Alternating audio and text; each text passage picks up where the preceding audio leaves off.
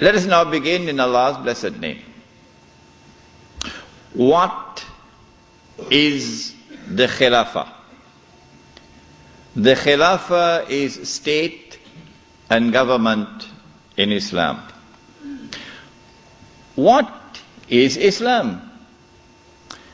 The definition of Islam is submission to Allah. What is submission to Allah?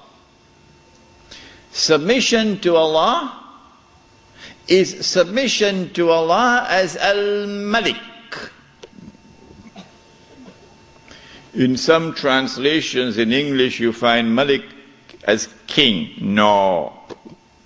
We don't want that translation tonight. We're dealing with political terminology here tonight.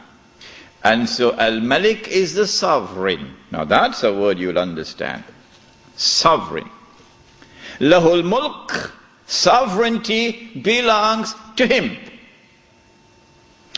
And so to submit to Allah in Islam is to submit to Allah as sovereign who possesses sovereignty.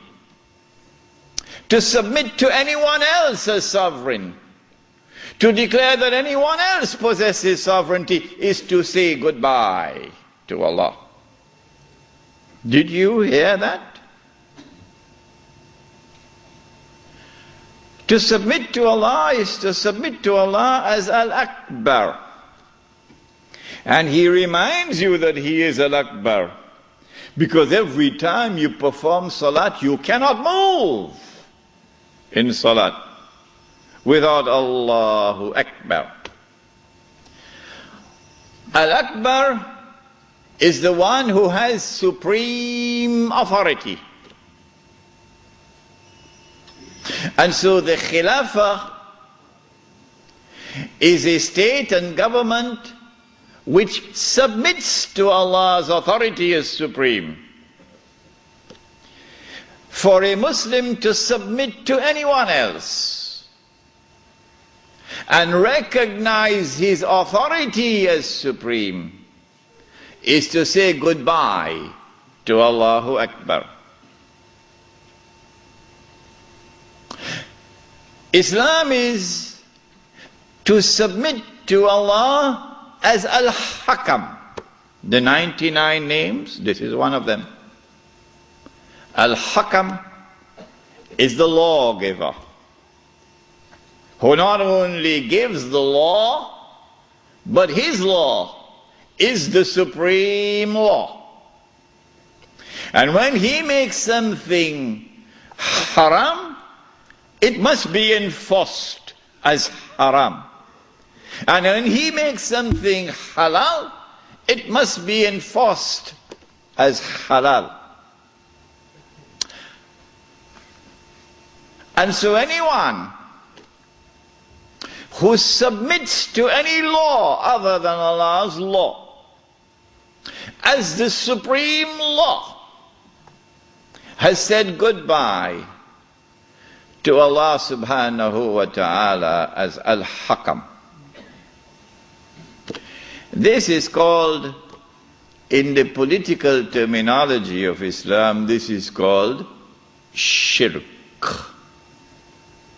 When Fir'aun declared, and of course everyone knows what Fir'aun said, Ana Rabbukumul A'la, I am the one who is sovereign. I possess sovereignty. That was shirk. When he declared, Ana Rabbukumul A'la, I am the one who possesses supreme authority, that was shirk. When he declared, Ana Rabbukumul A'la, my law is the supreme law in the land of Egypt, that was shirk. And Allah punished him with terrible punishment for his shirk. This then was the Khilafah, a system of state and government in which Muslims could submit to Allah subhanahu wa ta'ala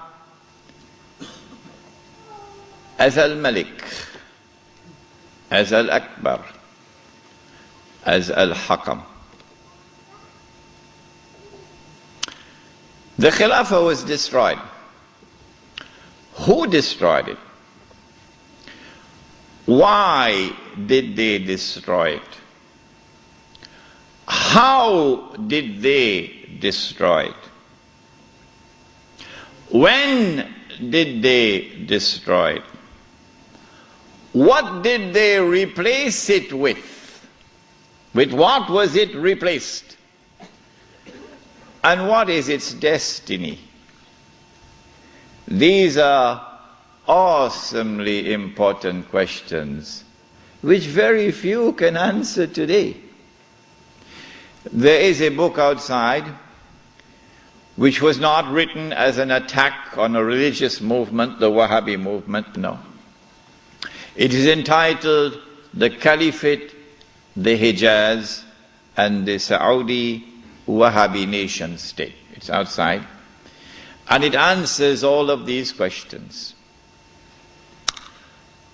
Now then, let us begin the lecture as to who destroyed the Khilafah and why did they destroy it and how did they destroy it. When you read this book, Jerusalem in the Quran, and when you listen to the lecture next Monday, then you'll know that the Jews had in their heart, as they still have to this day, this conviction that it is their destiny. Even after Allah subhanahu wa ta'ala had expelled them from the Holy Land, even after they had lived in the wilderness for 2,000 years, it is the conviction in the heart of the Jews that it is their destiny to liberate the Holy Land of non-Jewish rule, to return to the Holy Land not as tourists, no, to return to the Holy Land to reclaim it as their own. For 2,000 years the Jews had this conviction in their heart that one day this will happen. To restore in the Holy Land the state of Israel, of Nabi Dawood alayhi salam and Nabi Sulaiman alayhi salam. And that the golden age will come back one more time. The golden age, when that state of Israel, of Nabi Dawood alayhi salam and Nabi Sulaiman alayhi salam, was the ruling state in the world. That age will come back one more time.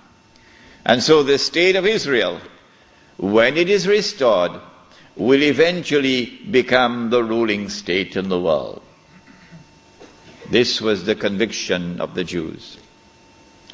You and I, from the Quran and from the Sunnah, from the Hadith of the Prophet ﷺ, we would know about the magnificent deception of Al-Masih al-Dajjal, who liberates the Holy Land in 1919, liberates the Holy Land of non-Jewish rule, who brings the Jews back to the Holy Land, not as tourists, but to reclaim it as their own, between 1919 and 1948, who restores a state of Israel in the Holy Land in 1948, and convinces the one-eyed Jews that this is the Israel of Nabi Dawood alayhi salam and Nabi Sulaiman alayhi salam. But of course it is not, it is an impostor.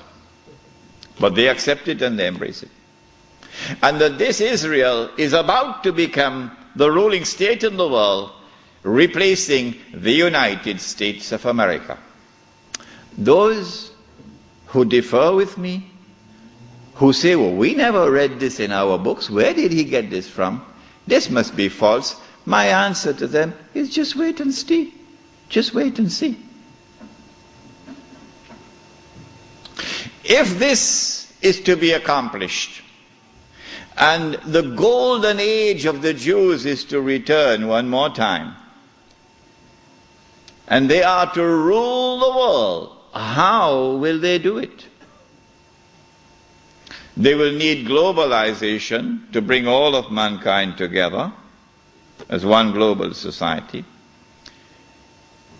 And they need to demolish the Ottoman Islamic Empire, which stands in their way, and they will have to demolish the institution of the Khilafah, which is the head of Islam. If you can cut off the head, then you can paralyze the body.